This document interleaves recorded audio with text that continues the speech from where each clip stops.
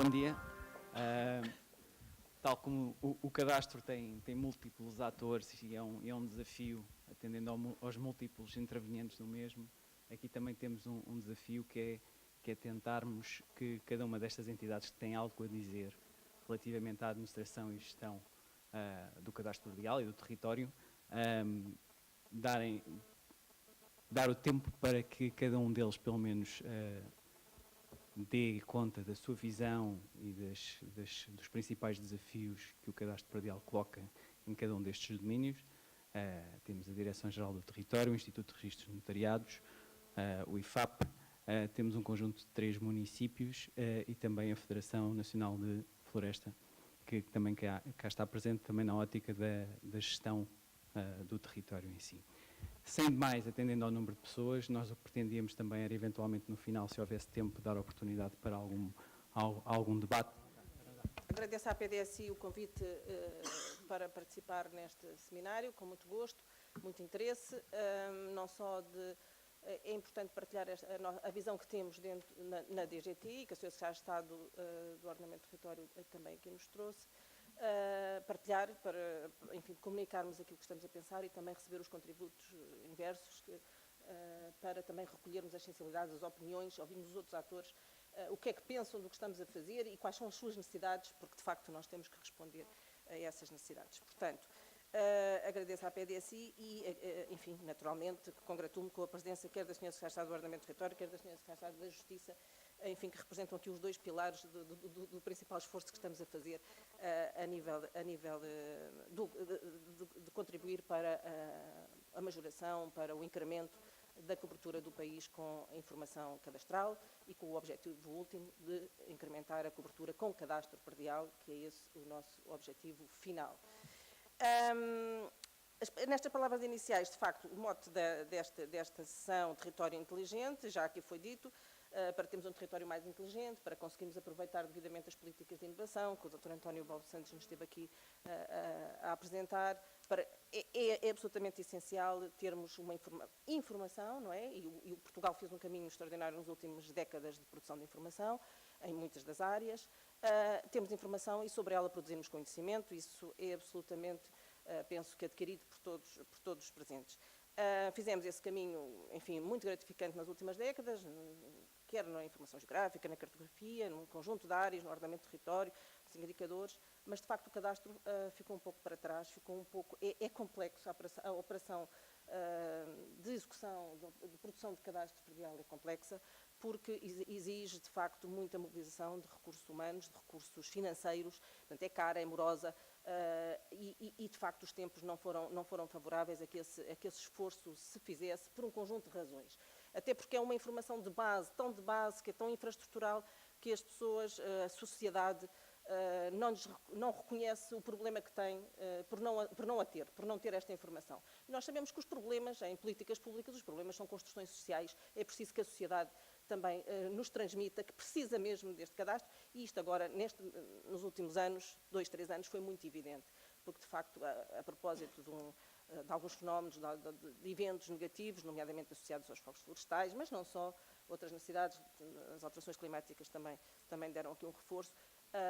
Este problema na sociedade foi muito relevante e hoje há uma consciência coletiva de que precisamos de melhor ordenamento do território, pelo menos isso, melhor gestão florestal, é setorial, mas é muito importante que se diga, e isso traz a necessidade do cadastro para uma superfície onde ele não estava. Portanto, é em resposta a estas necessidades que nós temos que trabalhar e trabalhar de forma articulada, até porque partimos de um ponto já de algum atraso, e temos de trabalhar de forma articulada com os vários atores que têm iniciativas nesta área, e é isso que a DGT tenta aproveitar ao máximo. E é neste panorama que ainda está um pouco confuso neste momento, ou seja, ainda está a construir-se confuso porque ainda se está a construir, não está completamente definido, nem a nível dos regimes jurídicos, nem a nível do sistema de informação, mas está em construção e pelo menos temos uma visão para o futuro e temos um caminho para prosseguir. Os nossos desafios, indo aos desafios muito concretos, nós temos vários desafios de ordem autónomos e depois temos alguns desafios globais integrados. Nos desafios que posso aqui escalpelizar autónomos, temos um desafio que é, de facto, ter em devida consideração aquilo que é o cadastro geométrico da propriedade rústica. Nós temos esse cadastro que foi, enfim, efetuado, elaborado, executado desde a década de 30 até a década de 90, cobre uma percentagem significativa do território, 50%. De facto, não cobre a maioria dos prédios, dos prédios em Portugal, porque, enfim, concentra-se a sul do país e a maioria dos prédios estão a norte, onde a fragmentação da propriedade é muito maior.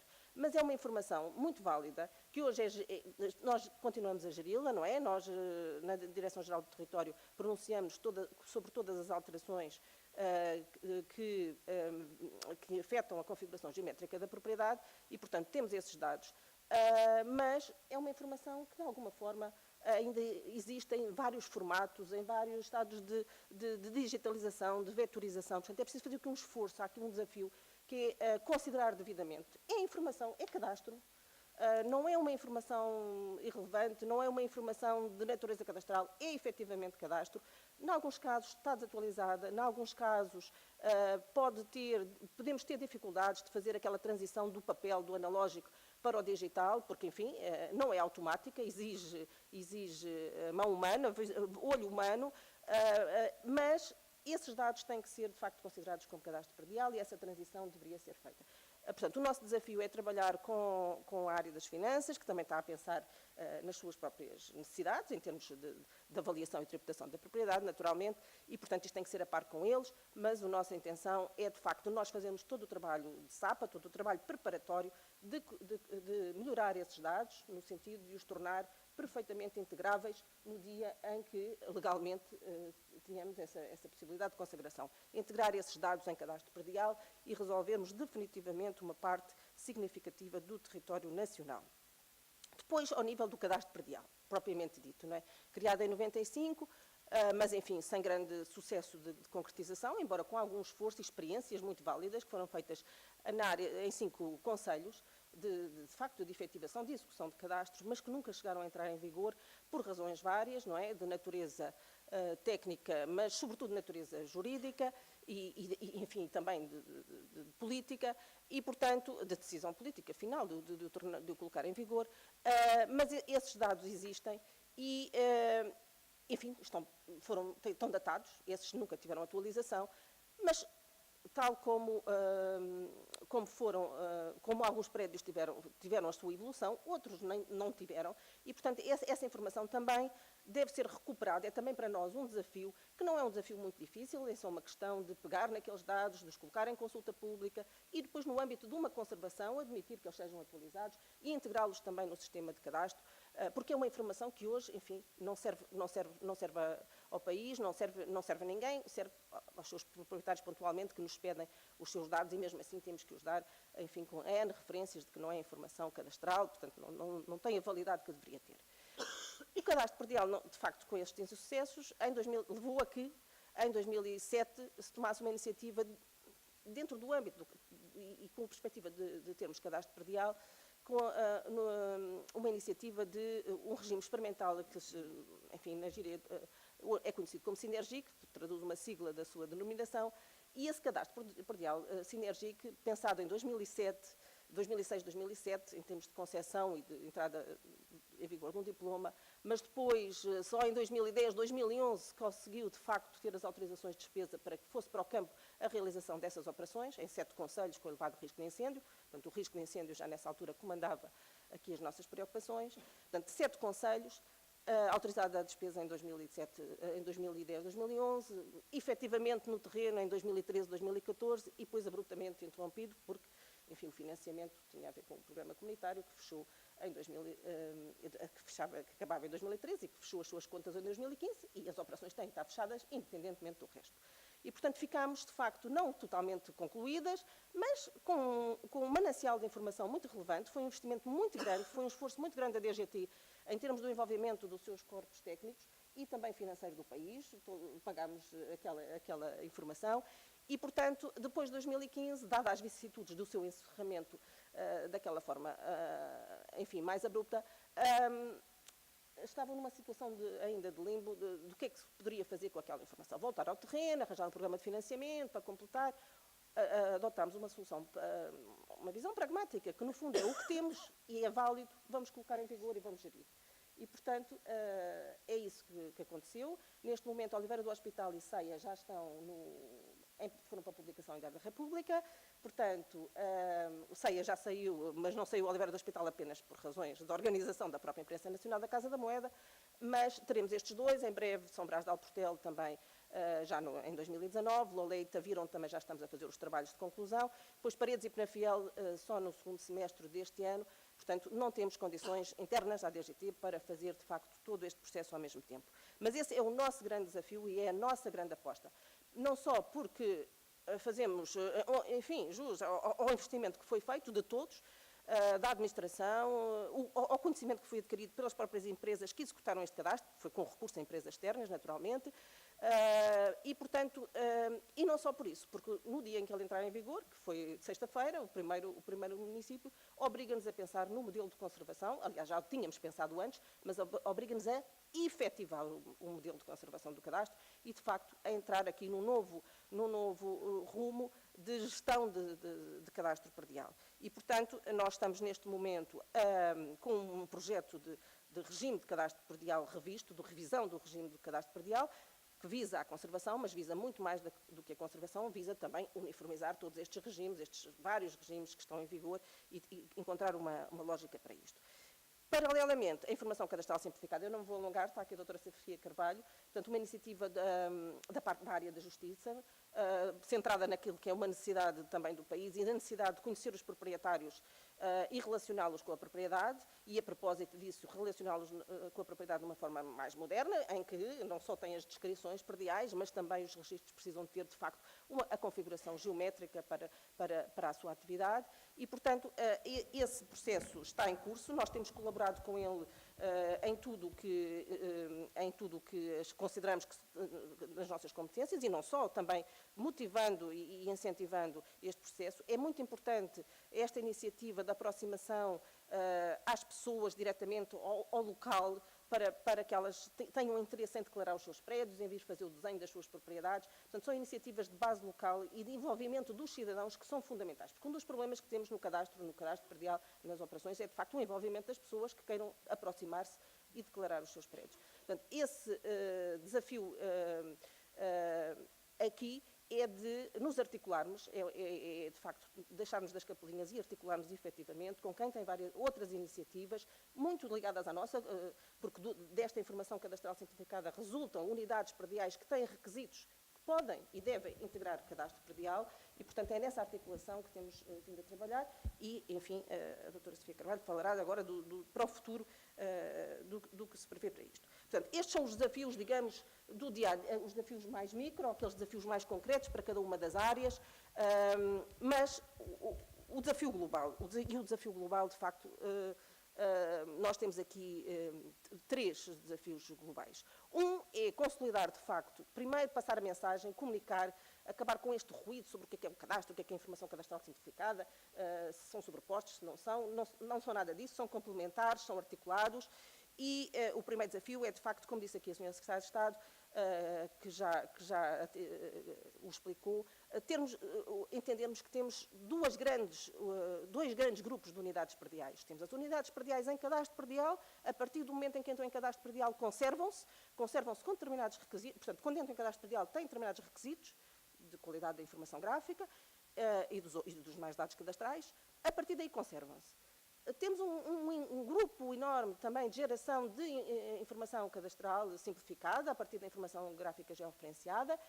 Pode ter vários estádios de progresso nessa evolução da informação gráfica georreferenciada e servem múltiplos propósitos, porque o cadastro predial, de facto, podemos dizer, serve todos os propósitos, mas a outra informação serve muitos dos propósitos, à medida que ela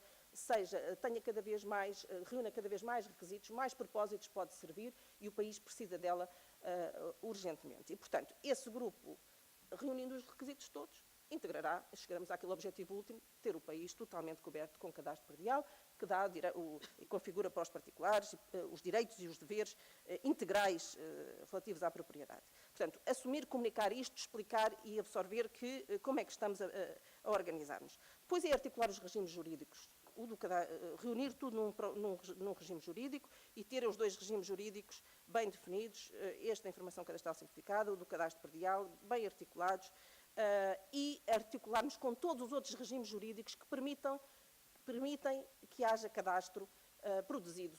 Os planos de pormenor com efeitos registais, no fim, são cadastro. A própria lei diz que devem ser integrados. A lei da estruturação da propriedade fundiária refere que, quando a DGADR faz os autos de cessão dos emparcelamentos, no final aquelas unidades são cadastro e, portanto, devem ser integradas.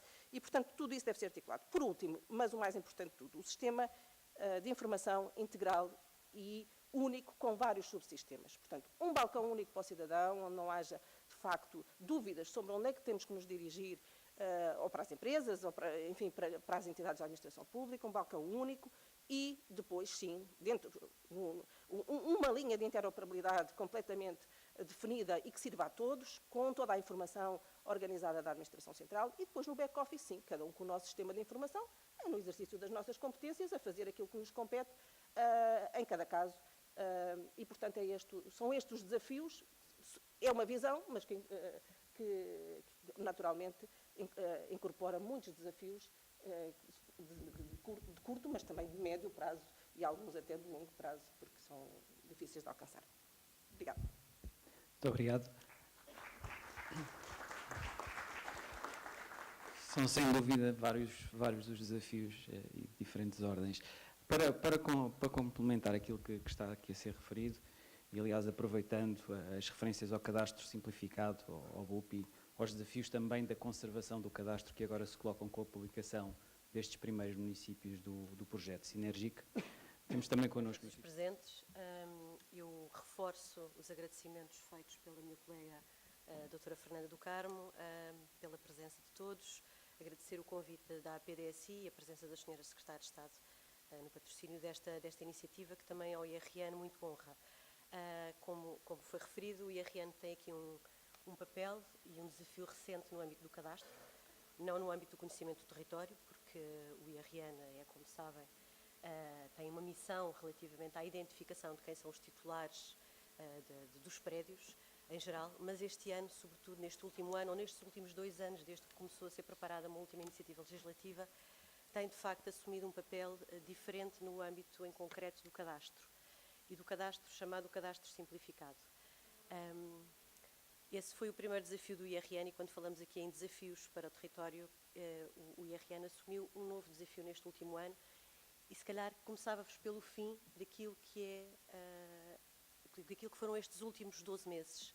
E estes últimos 12 meses, no âmbito desta iniciativa, que, como referiu a doutora Fernanda do Carmo, não é bem uma iniciativa do Ministério da Justiça, na realidade, e foi muito simpático, mas a iniciativa é uma iniciativa conjunta, e daí também o desafio, o primeiro desafio, é uma iniciativa conjunta da administração, que envolve vários organismos da administração central e local, tem uma coordenação particular do Ministério da Justiça, sim, mas não seria possível sem o envolvimento de todas as demais entidades, a DGT, a AT, a Agricultura, os municípios, o ICNF, e, portanto, nada disto que foi feito nestes 12 meses seria possível, e não seria possível atingir os resultados que atingimos ao fim de 12 meses, em que hoje, orgulhosamente, podemos todos, e não só o Ministério da Justiça, dizer que conhecemos mais de 50%, mais concretamente cerca de 52% do território destes 10 municípios piloto.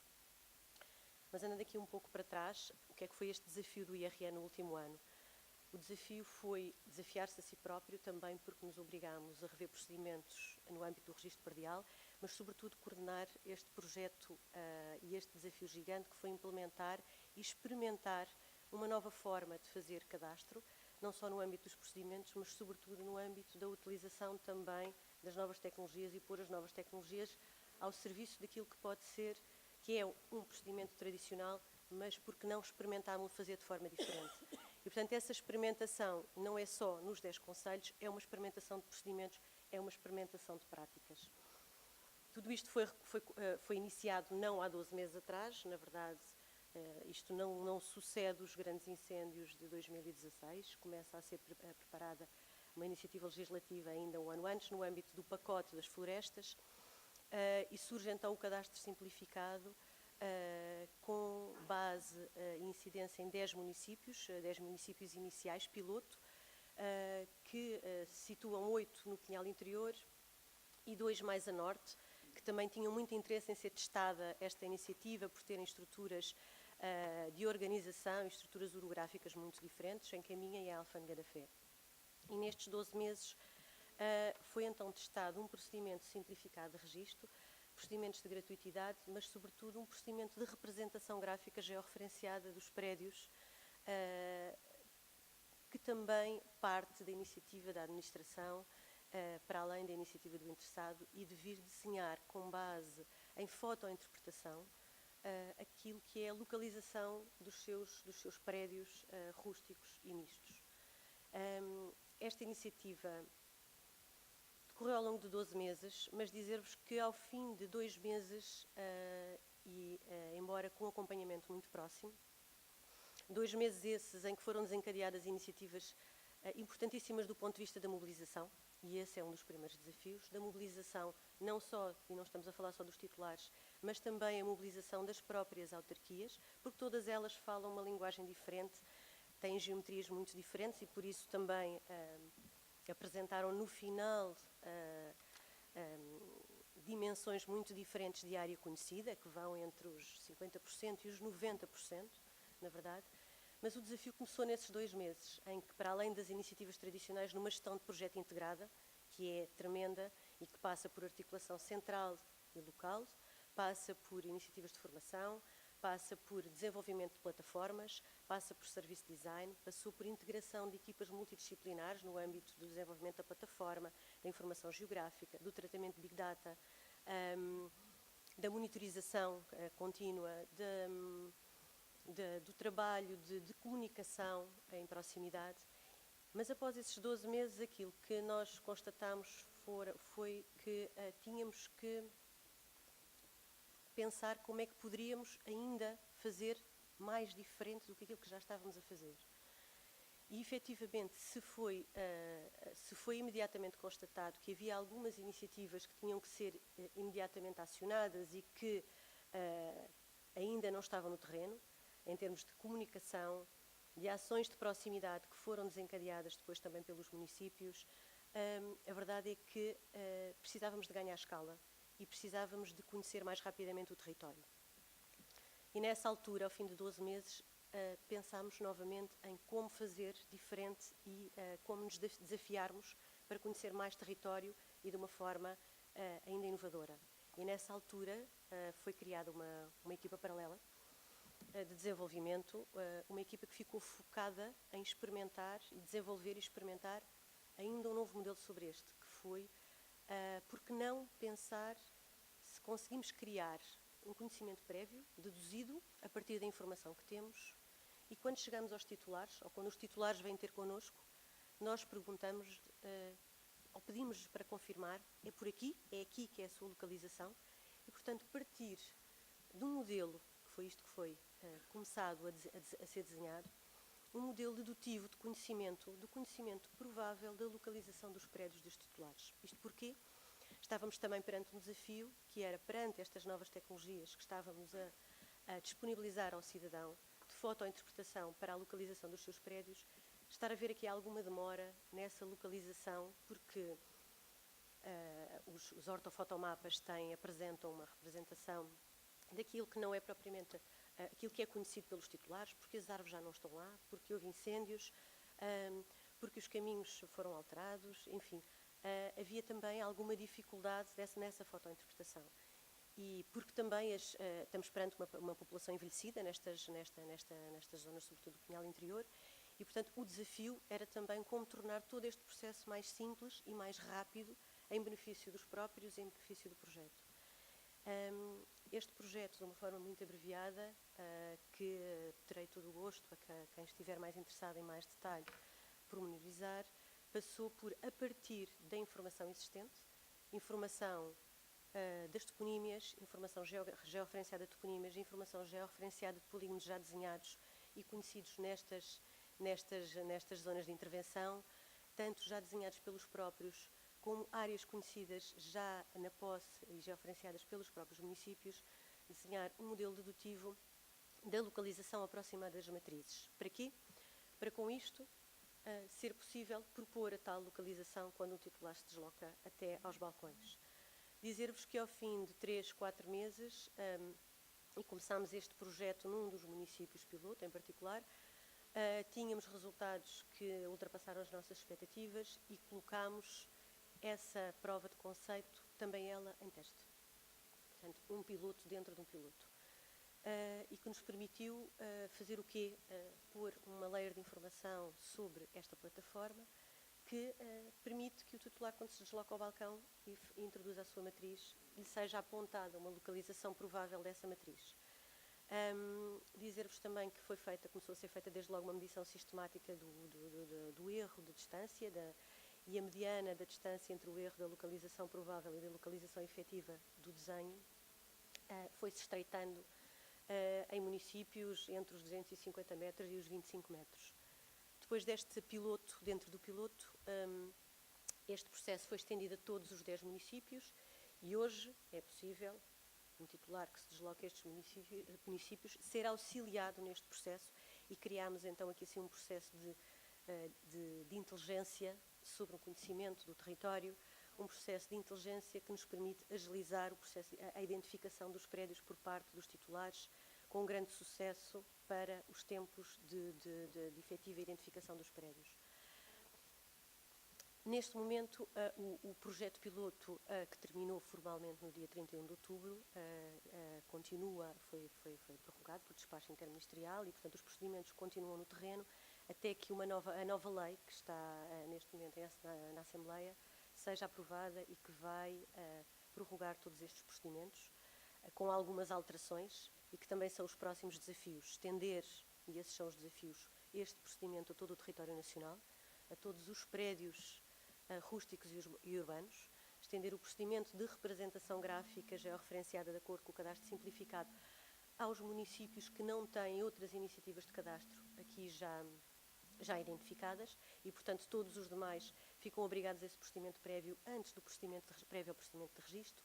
Alargar também as gratuitidades de alguns dos procedimentos, de alguns dos atos conexos prévios ao registro e todo este procedimento, que vieram a ser identificados também como fundamentais para continuar a mobilizar os titulares. Portanto, estamos perante o desafio da mobilização, perante o desafio da expansão a todo o território nacional, perante o desafio da articulação interinstitucional com todas estas entidades, com um AT que tem a revisão, o Código de Imposto Municipal, que também assenta toda esta revisão naquilo que é a informação proveniente do cadastro simplificado, articular com os municípios, que agora serão muitos mais, e que, não obstante terem que ter reunidas aqui algumas condições para também prosseguir esse seu próprio desafio, têm pela frente um ano para aderir formalmente a esta iniciativa, de acordo com aquilo que vai ser apresentado nesta lei à Assembleia, para aderir a esta iniciativa e com isso também dar seguimento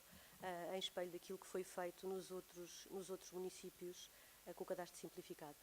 E, por fim, no âmbito concreto do IRN e do registro predial, também o desafio da simplificação dos procedimentos, não só o procedimento de registro em si, o procedimento de registro predial como um todo, mas o próprio procedimento de justificação, aquele que é vulgarmente conhecido por uso capião, que foi também um dos grandes desafios neste projeto, foi como ajudar todas estas pessoas que nem sequer têm um título de propriedade a vir fazer um processo no qual estão interessadas em fazer, mas que têm ainda à montante um conjunto de procedimentos complexos, burocráticos, para que justifiquem que aquela propriedade é sua, que aquele terreno é seu e que querem deixar tudo regularizado e tudo certo para quem vem a seguir e deixar essa herança.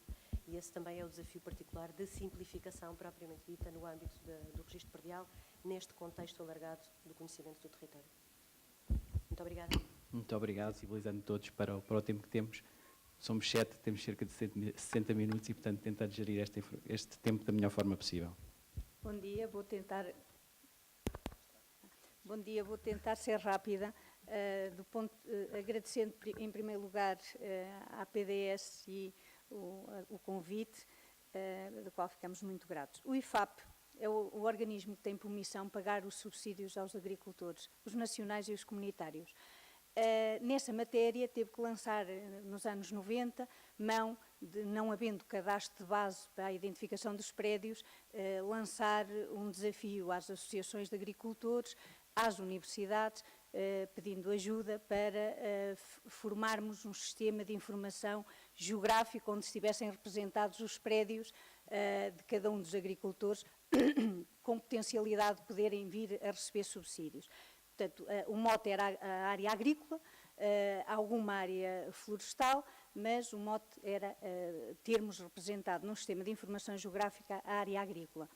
Portanto, isso foi feito durante os finais dos anos 90 e até ao momento tem andado sempre com uma evolução e temos neste momento 60% do território identificado com polígonos onde, não correspondendo à informação cadastral, mas digamos, os nossos prédios correspondem à à ocupação do solo, digamos, que é elegível para as ajudas.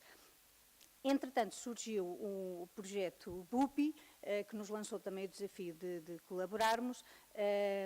Foi interessante também na nossa parte e estamos muito, muito esperançados que este projeto rapidamente se concretize e que nós o possamos utilizar. Aí vão-se lançar outros desafios. Neste momento também já utilizamos a informação disponibilizada pela DGT relativamente à parte cadastral vetorizada e que nos ajuda imenso nos litígios e a identificar quem são os proprietários, porque não é fácil, dada a idade dos nossos agricultores, muitas vezes saberem identificar as suas parcelas. Isso foi o maior desafio e continua a ser o maior desafio, porque muitas vezes eles julgam que estão identificadas num sítio e estão noutro. Depois levantam-se determinados litígios que é preciso dirimir. E aí a nossa esperança é que, de facto, o cadastro simplificado seja estendido a todo o país e que nós possamos contar com essa informação de quem é o dono do terreno, lidando depois nós apenas com a parte da ocupação do solo, que é muito mais simples de lidar. Mas aqui também se levantam muitos desafios, que é como depois, ao fim de tantos anos, conjugar a informação que nós hoje temos dos prédios com a informação cadastral depois. Isto são desafios enormes. Mas esses, a seu tempo, se tratarão. A seu tempo, havemos de os adequar, com certeza. Mas outros desafios se levantam aqui, estamos a falar de novas tecnologias, já que foi dito várias coisas sobre as novas tecnologias, e neste momento nós temos, para a próxima reforma, que se iniciará em 2001, também novos desafios em termos tecnológicos. Temos um projeto piloto que estamos a desenvolver com a inteligência artificial para identificarmos os tipos de árvores, porque os montados têm elegibilidade no âmbito das ajudas, mas quando eles começam a ser disseminados por eucaliptos, por pinheiros, se estes representarem a maioria, perdem a sua elegibilidade. E este é o grande desafio, porque nós detectamos que a agricultura tem vindo com certo abandono. E outro desafio grande é lidarmos com a atividade agrícola através das imagens de satélite, que hoje são fornecidas quase diariamente, e, portanto, conseguirmos monitorizar a atividade agrícola e detectar o abandono através deste trabalho das novas tecnologias, que é o futuro de todos nós. Portanto, hoje,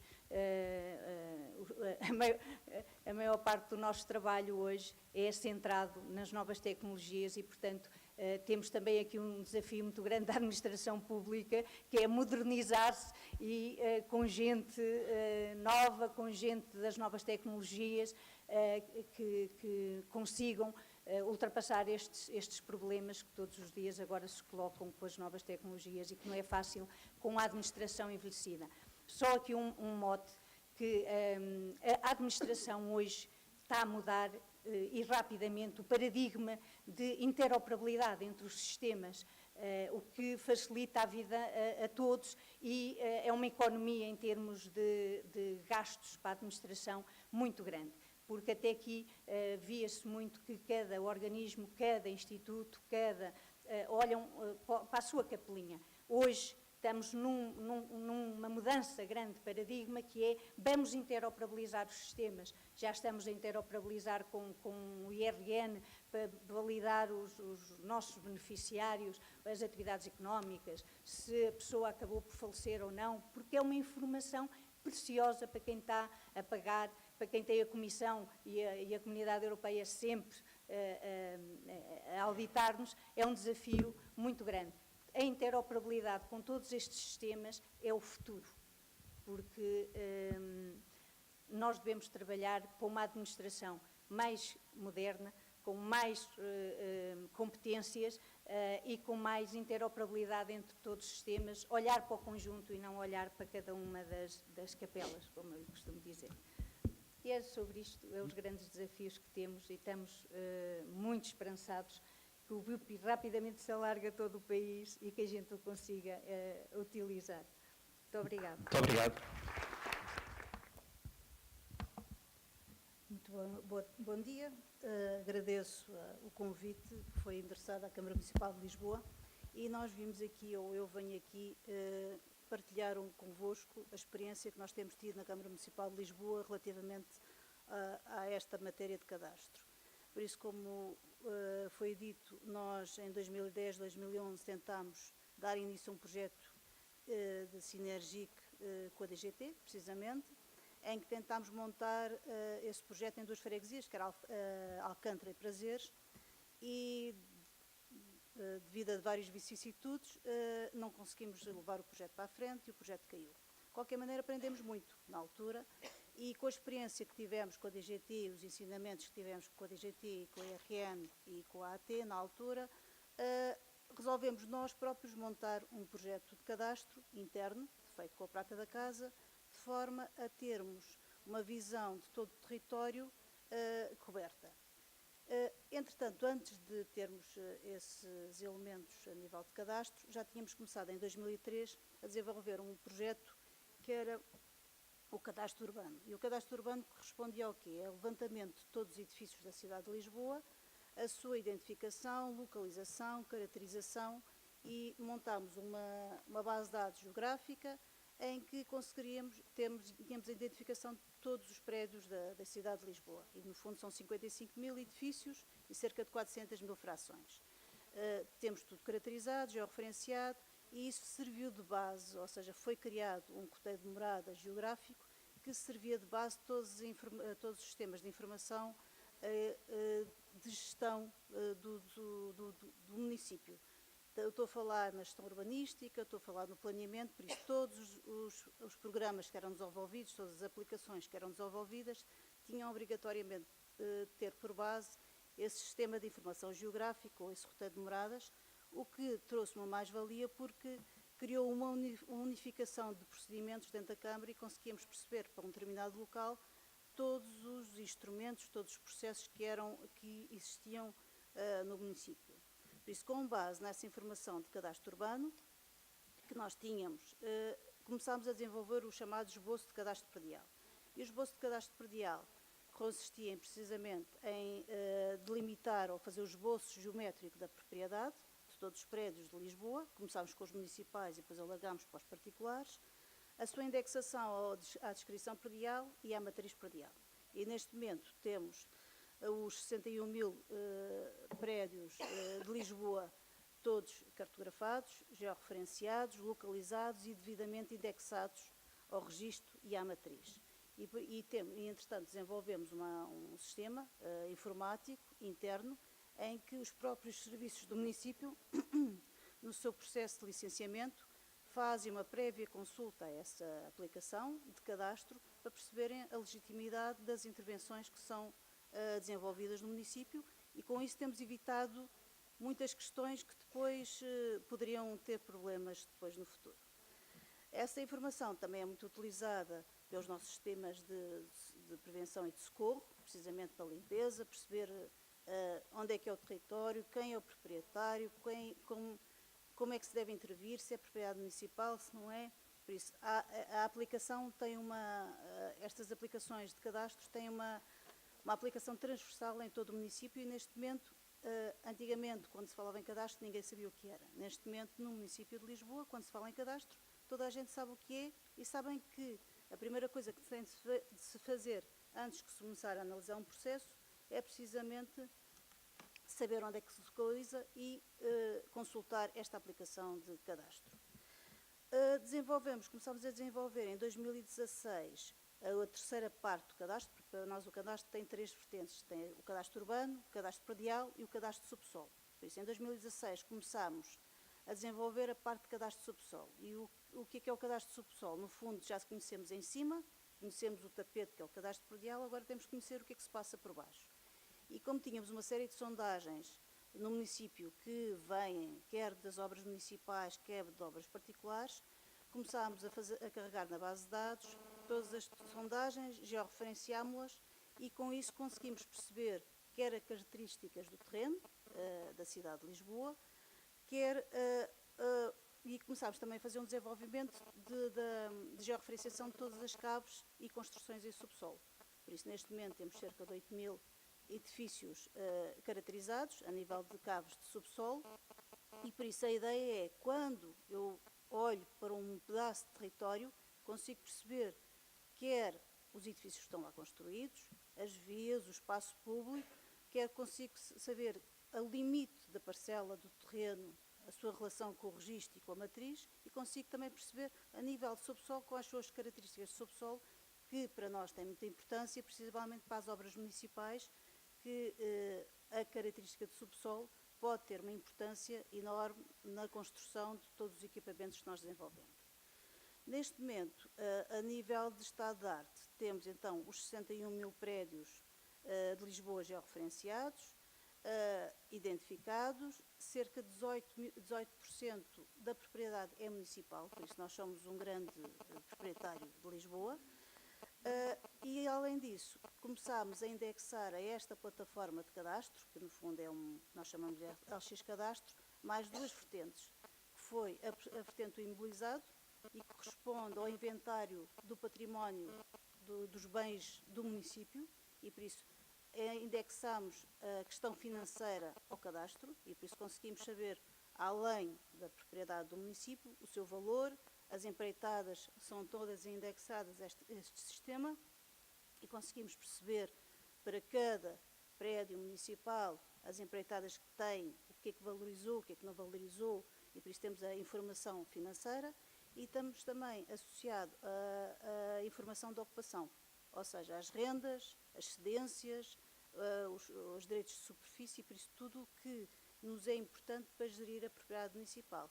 Por isso, neste momento, o que nós temos é um sistema integrado de informação que vai desde o cadastro predial, ou seja, o chão é a base, é o cadastro predial, mas temos informação do cadastro urbano e do cadastro de subsolo. Qual é a nossa dificuldade? A nossa dificuldade neste momento é andar para a frente, por isso, ou seja, tornar isto oficial. Pronto, e por isso, neste momento serve-nos internamente, só cada vez que um proprietário ou um particular nos pede informação cadastral, nós dizemos que temos muita pena, nós achamos que sabemos, mas não podemos dar. Pronto. E por isso serve os objetivos do município interno, mas não serve os objetivos de que isto deveria servir, que é servir toda a gente e ser universalizado. Pronto, e acabei. Ana, Muito obrigada. muito obrigado. Eu acho que...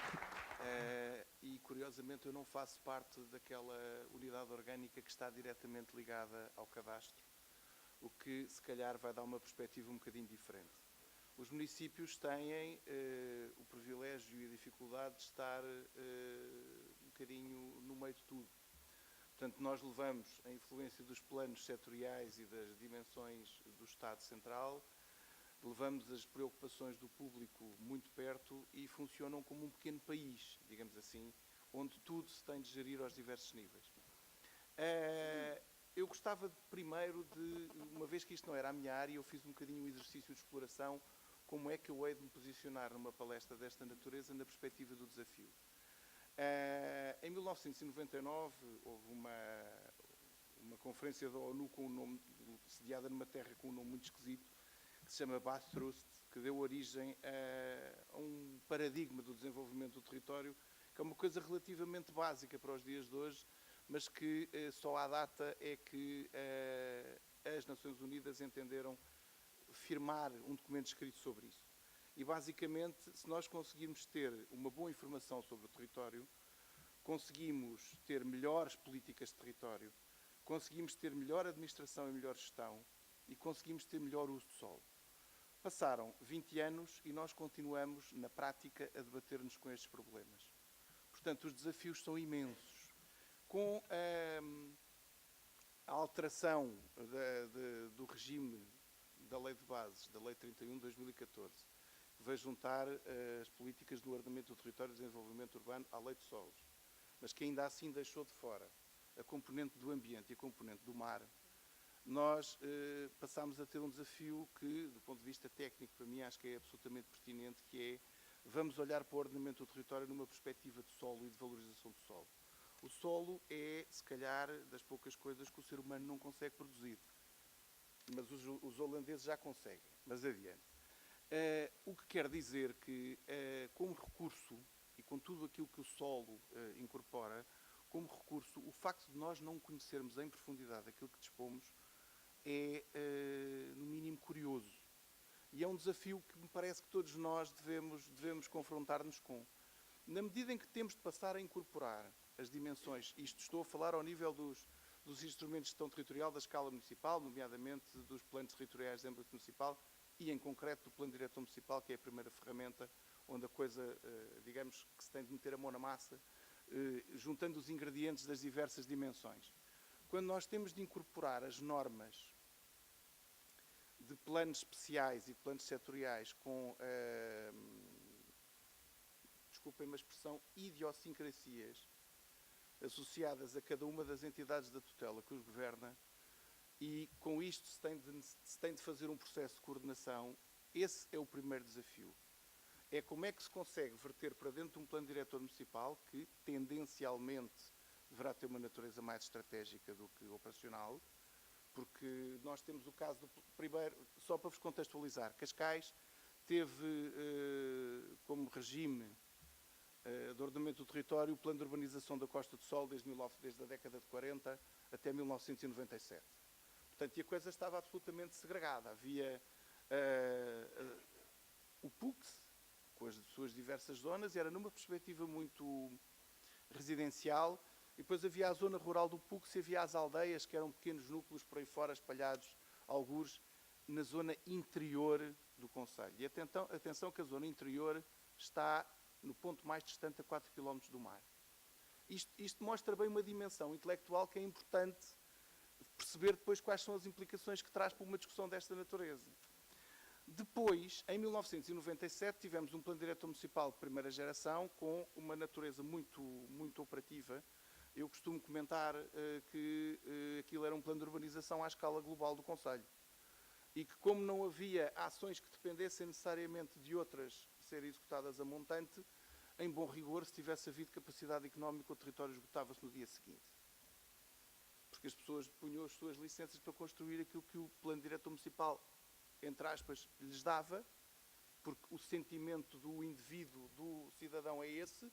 O plano diretor municipal deu-me, porque não estava claro e continua a não estar claro que as faculdades urbanísticas são progressivas, e a perspectiva do Concelho de Cascais, em razão da sua localização geoestratégica, digamos assim, na área envolvente Lisboa, e com o privilégio de ter uma natureza que tem valor intrínseco e tem uma paisagem associada que é importante relevar, sofreu essas pressões urbanísticas.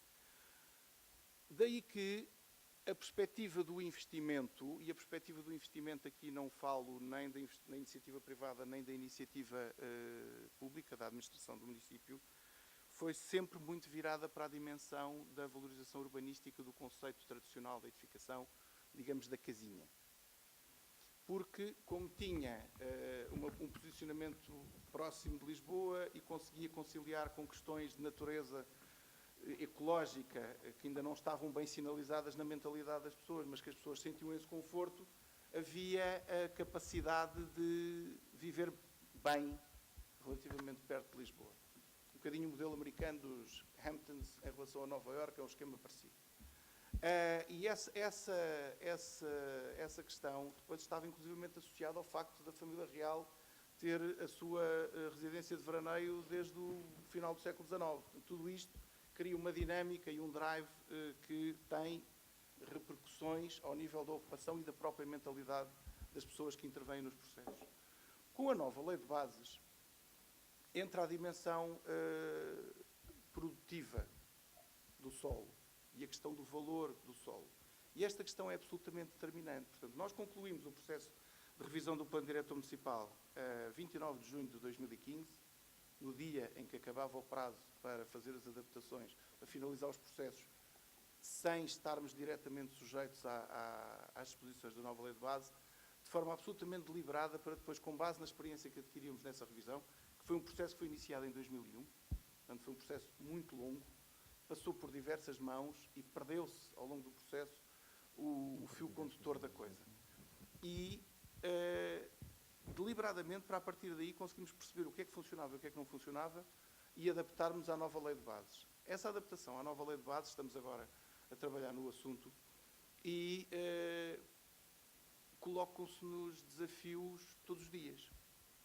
Porque, por exemplo, o facto de as áreas urbanizáveis deixarem de existir, e não tínhamos assim tantas, o facto das áreas urbanizáveis deixarem de existir e ou passam automaticamente para solo rústico, ou são objeto de uma programação sustentada em necessidade e financiamento garantidos, coloca logo um problema, porque quando se faz a participação preventiva sobre os termos de referência da dita alteração do Plano Diretor Municipal para a adequação ao novo regime, não houve uma única participação que incidisse sobre essas áreas. E depois, a seguir, coloca-se a fase 2, que é os nossos decisores, quando nós lhes expomos esta situação, dizem-nos, mas nós sabemos que há interesses para algumas dessas áreas. E que há pessoas que já manifestaram algum interesse. E quando há aqueles parceiros com quem se sabe e há indicação e podemos falar, e podemos de alguma forma construir soluções conjuntas, no fundo é isso que se preconiza com o conceito da programação, é criar as tais sinergias e as tais parcerias. A seguir, temos outras onde não conhecemos o nome das pessoas e vamos tentar saber. Mas depois entra o regime geral da proteção de dados, em que não se pode facultar informação sobre os proprietários dos terrenos. Então entramos aqui num problema. Como é que se planeia de forma participada, se as pessoas de forma voluntária não se chegam à frente, desculpem-me a expressão, e nós não conseguimos convocar os outros que não sabemos quem são, porque não se pode fazer essa informação. Portanto, a questão do regime do cadastro é absolutamente fundamental. É fundamental que haja a tal base única do prédio rústico e do prédio urbano, que sobre ela trabalhem todos os sistemas dos diversos setores que intervêm no processo. Desde proteção da natureza, a valorização do tecido económico, à produção de alimentos associada à agricultura. Toda e qualquer informação deve necessariamente estar centralizada sobre uma mesma base, para que, independentemente dos protocolos de acesso e de manuseamento de cada um, todos aqueles que nós que trabalhamos no território tenhamos essa possibilidade de lá chegar. Só para concluir, e aqui entra uma espécie de provocação, que é, no caso de Cascais, mais de 30% do território é parque natural ou plano, ou programa de orla, está sujeito a regime de um parque natural ou um regime de orla costeira. O que se pretende é que essas áreas sejam tendencialmente afetas a funções ecológicas e tendencialmente desafetadas de funções urbanas convencionais. E depois aqui entra um desafio para a mesa da tarde, para a mesa que vem a seguir, que é a questão do negócio da edificabilidade. Está previsto na lei como é que se faz se o objetivo principal era a tributação das mais-valias geradas pelas operações de planeamento? A tributação das mais-valias tem necessariamente de ter uma repercussão direta na remuneração das funções ecológicas. Porque se não for assim, não conseguimos cativar as pessoas que têm terrenos em área de paisagem protegida a investirem nos seus terrenos ou a perceberem que se calhar eles têm valor. O facto das áreas de paisagem protegida serem automaticamente associadas ao não se pode fazer nada, porque uma simples limpeza pode dar origem a uma coima de 3 milhões de euros, como aconteceu com a Câmara Municipal de Cascais. As pessoas simplesmente optam por não fazer nada. E depois, quando não fazem nada, os territórios esquecem-se. E quando os territórios esquecem, entram no abandono e a seguir os fogos propagam-se de forma absolutamente violenta sem ninguém conseguir chegar lá. E esta dimensão é ainda mais preocupante quando temos algum povoamento disperso, pouco, mas algum, é uma natureza completamente diferente de Sintra. E os nossos colegas da fiscalização tiveram um trabalho heroico para tentar acercar-se das pessoas que tinham as suas propriedades e convencê-los a limpar as áreas que estavam nas envolventes das propriedades. E foi isso, essa política de prevenção, que fez com que no fogo de Cascais deste ano não tenha havido muito mais danos do que aqueles que houve. Portanto, foi um trabalho a montante, muito bem estruturado, mas com um esforço hercúleo, porque o sistema não está montado para poder haver essa interação, e foi isso que fez com que a coisa não tivesse dado pior. 30 segundos. Ok, obrigado. Tecnologias e sistemas de informação da Câmara Municipal de Montijo. Força. Em primeiro lugar, gostaria de agradecer o convite que foi endereçado à Câmara Municipal de Montijo para partilhar um pouco aquela que foi a nossa experiência, aquela que está a ser a nossa experiência na matéria de cadastro predial. Como já foi aqui referido, a necessidade do cadastro e a pertinência desta informação foi reconhecida pelos técnicos e pelos serviços da Câmara Municipal há muito tempo e em 2001, através de um protocolo com o Instituto Geográfico Português na altura, iniciámos um primeiro processo que foi a desmaterialização, que foi a digitalização das secções cadastrais, cadastro geométrico de propriedade rústica e mais uma outra informação que para nós foi importante na altura, que foi o carregamento da base de dados com a informação dos proprietários desses prédios, que na altura ainda foi possível. Esta informação, tendo em conta aquilo que é a natureza do território municipal do Montijo, para quem não sabe, é um território que está geograficamente separado em dois territórios, um território ribeirinho de características muito urbanas e um território mais interior, Canha-Pegões, de características rústicas ainda muito acentuadas. Esta informação do cadastro geométrico da propriedade rústica é uma informação que foi muito útil nesta altura, é uma informação que se mantém com muita validade em todo o território rústico. Estamos a falar de um território que tem aproximadamente 290 km², e onde esta informação ainda hoje se mantém muito válida e, em muitos casos, até muito próxima da realidade.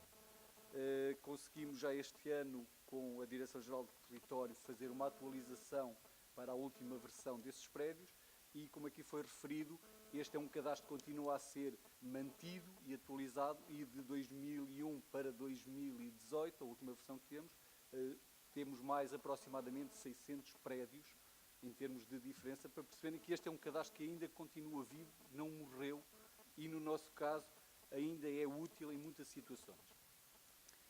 Esta informação foi desmaterializada, digitalizada e foi disponibilizada aos serviços municipais que precisavam muito dela e que a começaram a utilizar de forma intensiva naquilo que são as suas diferentes perspectivas, quer seja do ordenamento do território, quer seja do licenciamento urbanístico, quer seja da fiscalização.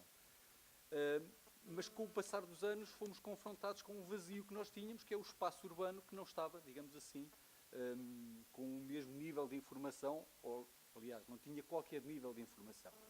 O desafio com que fomos confrontados a partir mais ou menos de 2010 é como preencher este vazio. Estava a arrancar os projetos de Sinergia, claramente percebemos que o Montijo não poderia ser incluído num processo ou nesta primeira fase, e tivemos que pensar uma solução como, olhando para dentro, aquilo que eram os nossos recursos técnicos e os recursos humanos, como é que nós podíamos responder às necessidades dos nossos serviços.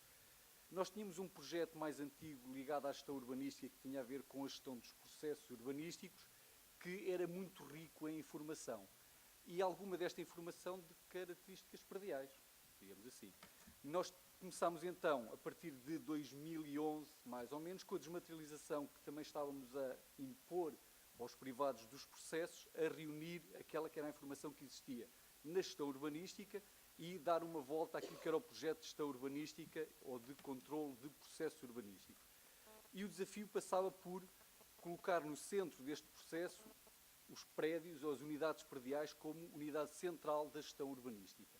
Porque ao longo da vida nós temos para um mesmo prédio várias intervenções, vários processos e nós queríamos gerir isto de uma forma mais integrada. O desafio foi pensar aquilo que era o nosso modelo de dados de informação geográfica que já existia e que já estava mais ou menos consolidado dentro do município, como integrar uma nova dimensão, que era o prédio, e ser este elemento um elemento central de quase todos os outros sistemas de informação, um bocadinho como se passa aqui com o desafio que se passou em Lisboa.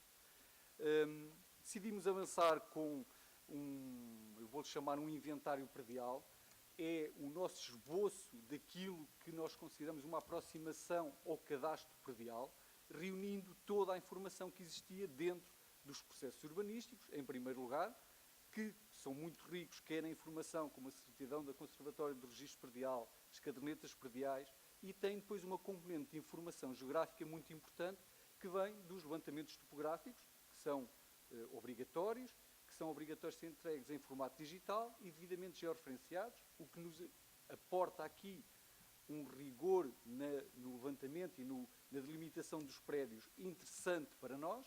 Tínhamos cartografia 2000 das áreas urbanas e 10.000 das áreas rústicas devidamente homologada, cartografia que tinha validade, que tinha rigor, faz sentido no território, e depois foi o desafio de reunir toda esta informação.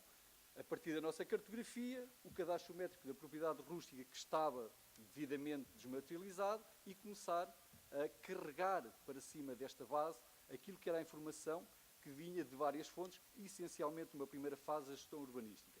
Com os levantamentos topográficos, com as plantas de síntese e com as plantas de implantação, nomeadamente dos loteamentos, conseguíamos facilmente perceber onde é que estavam cada um dos prédios e fazer a sua ligação àquilo que era o registro e àquilo que era a parte também do IMI e da parte dos impostos.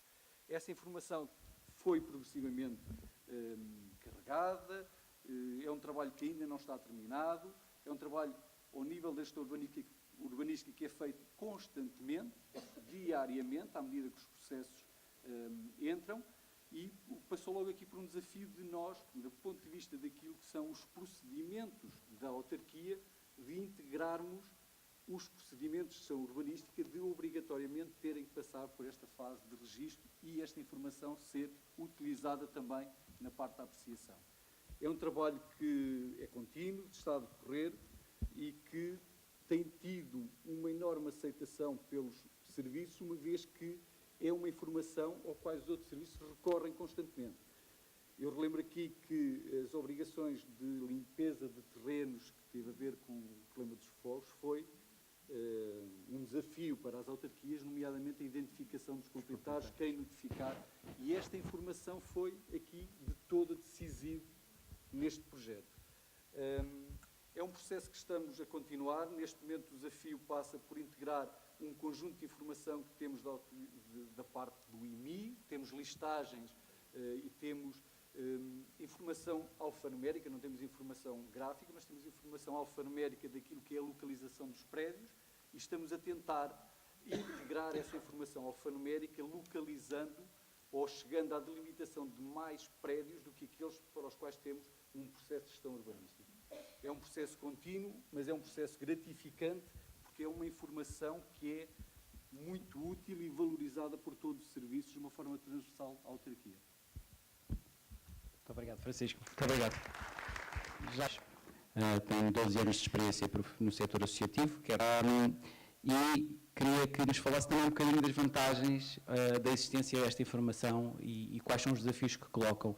Deixando só aqui um breve e muito curto, falando com um presidente de Câmara que teve um município onde teve muitos incêndios durante este ano, ele colocava-me duas questões. É um município que tinha cadastro geométrico da propriedade rústica e dizia-me, bom, eu tenho cadastro, eu até conservo de alguma forma, mas não foi isso que inviabilizou ou que, infelizmente, me impediu de ter incêndios florestais no meu município. E uma outra situação foi de que, fazendo uma identificação dos proprietários naquelas zonas florestais muito fragmentadas, ele chegava à conclusão que se calhar era melhor não ter obtido essa informação, era melhor primeiro fazer um emparcelamento mesmo e só a seguir então cadastrar. E, portanto, queria só deixar estas duas notas para a sua intervenção. Muito obrigado. Muito obrigado. Eu vou procurar ser breve. Antes de mais, agradecer aqui o convite da PDSI e o facto de ter conseguido juntar tanta gente nesta mesa. Não é normal. Nós, na floresta e na agricultura, temos muitos problemas no que toca a isso, porque juntar tanta gente com o mesmo interesse torna-se extremamente difícil.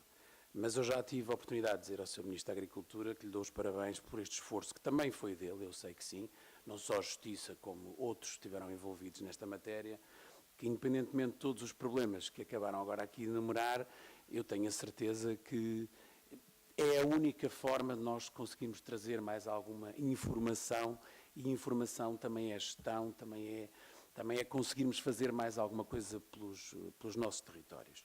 Sendo certo que isto não é tudo menos um processo simples. Nós, associações florestais e agrícolas, e nós representamos 42, que vão desde o Algarve até Trás-os-Montes, Minho, etc., temos realidades completamente distintas. Temos associações onde os territórios têm cadastro, nomeadamente latifúndio. Nesse cadastro, normalmente os proprietários são pessoas preocupadas, têm dimensão nas suas parcelas e, portanto, geram rendimento. E depois temos a outra situação, que é a pior de todas, onde temos o abandono completo, onde nós não conseguimos encontrar os proprietários. Eles existem, em alguns casos até existem, noutros casos já transitou, já é a segunda ou terceira geração, e as pessoas simplesmente não querem saber. Porque a verdade é que ter um terreno no meio do Minho ou de zona centro do país, com 1000 ou 2000 metros quadrados, não gera absolutamente nada, e então se ficar naquela orla dos 50 metros às casas, não vai gerar nada, vai gerar um prejuízo imenso, porque vai ter que limpar todos os anos. Finalmente a lei começou a ser cumprida, ou pelo menos a tentativa de cumprir a lei, que já existia há 11 anos ou há 10 anos. Ela em si encerra também muitos problemas, mas voltando outra vez ao tema do cadastro, porque isto é um tema tão imenso e traz tanta coisa por arrasto, que para nós é sempre complicado falar disto. Mas uma coisa é certa, nós que fazemos gestão florestal, se não conhecemos o território e não sabemos quem são os proprietários, nós não conseguimos propor absolutamente nada. Nós não conseguimos projetar absolutamente nada. Nós temos que ter uma exata ideia do que é que o território tem, para podermos, e de quem são os proprietários, para podermos, sobretudo, falar com eles, chegar ao contacto, que é o mais difícil, na maior parte dos casos. Se eles não tiverem dimensão, eles não aparecem. É extremamente complicado. Eu vou dar um exemplo em concreto. Nós temos com o ICNF um projeto aprovado para Coimbra, onde estamos a fazer uma coisa que se chama Inventário da Estrutura da Propriedade. Não é mais do que um cadastro simplificado, e em que é de graça, ou seja, nós fazemos todo o processo dos levantamentos georreferenciados das parcelas, com recurso a todo software, etc. E vamos buscar as pessoas a casa para fazer esses levantamentos e simplesmente não aparecem. Simplesmente não conseguimos chegar às pessoas. Simplesmente corremos o país todo à procura do A, do B e do C e não o conseguimos encontrar. Inclusive o próprio Estado. A Direção-Geral de Contribuições e Impostos tem inúmeros artigos em Coimbra que também não fazem a mínima ideia daqueles são. Mas nós já tivemos ali no Terreiro de Paço a discutir esse tema.